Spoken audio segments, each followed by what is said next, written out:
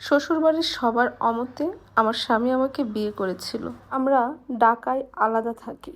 শ্বশুর শাশুড়ি ভাসুর কেউ আমাদের মেনে নেয়নি, কারণ আমি গরিবের মেয়ে।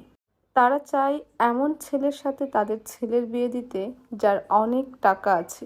আমার বিবাহিত জীবনের 3 বছর পর্যন্ত আমার শাশুড়ি আমার সাথে কখনো কথাও বলেনি, আমার মুখও দেখেনি। 3 বছর পর আমার শাশুড়ি হঠাৎ ভালো হয়ে গেল। সে আমার স্বামীকে কল দিয়ে বলল, বাবা বউকে নিয়ে গ্রামে আয়। আমরা মেনে নিয়েছি। 13 দিন ছিলাম শ্বশুরবাড়িতে। এই 13 দিনে শ্বশুরবাড়ির গ্রামের অনেকেই আমাকে দেখতে এসে অনেক প্রশংসা করেছে। আমি বিষয়টা লক্ষ্য করেছি, আমার যা সেটাকে ভালোভাবে নিচ্ছে না। শ্বশুরবাড়িতে যে 13 দিন ছিলাম, এই 13 দিন সব রান্নাবান্না আমার শাশুড়িই করেছিল। শ্বশুরবাড়ির সবার আচরণে বুঝতে পারছিলাম তারা কেউ আমাকে মন থেকে মেনে নেয়নি। কিন্তু কেন নেয়নি সেটা বুঝতে পারছিলাম না। শ্বশুরবাড়ি থেকে ঢাকা ফেরার সময় আমি আমার পায়ের মোজা দুটো খুঁজে পাচ্ছিলাম না। শাশুড়ি বলল, হয়তো বাচ্চারা কোথাও ফেলে দিয়েছে। আমিও তাই ভেবেছিলাম। আমরা ঢাকা ফেরার 1 সপ্তাহ পরেই আমার শাশুড়ি ঢাকায় আসলো। আমি ওনাকে দেখে ভীষণ খুশি হয়েছিলাম। আমার শাশুড়ি আসার 7-8 দিন পর থেকেই আমি অনেক বেশি অসুস্থ হয়ে পড়ি।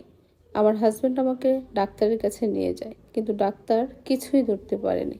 কিন্তু আমার কোনো কিছুতেই ভালো লাগতো না, খালি বমি বমি লাগতো, মাথা ঘোরাতো, আর মনে হতো সারা শরীরে ব্যথা এবং শরীরের মধ্যে কি যেন একটা খোঁচাচ্ছে। আমার শাশুড়ি চলে গেছে 3 মাস হলো।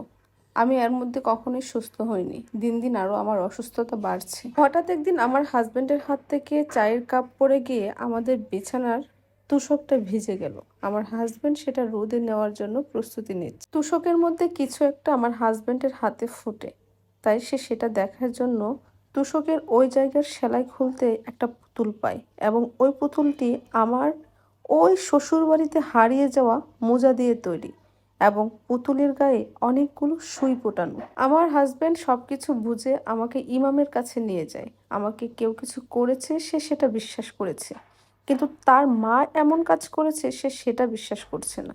আমার হাজবেন্ড তার মায়ের সঙ্গে এসব কথা শেয়ার করলে সে তার ছেলেকে আরো উল্টো বোঝায় যে আমি অসুখের নাটক করছি এবং এই পুতুলটাও নাকি আমারই বানানো। এগুলো আমার প্ল্যান ছিল বলেই নাকি শ্বশুরবাড়িতে গিয়ে মোজা হারানো নাটকটা আমিই করেছিলাম, এবং আমি আমার হাজবেন্ডকে তার বাবা মার থেকে আলাদা করতে চাই।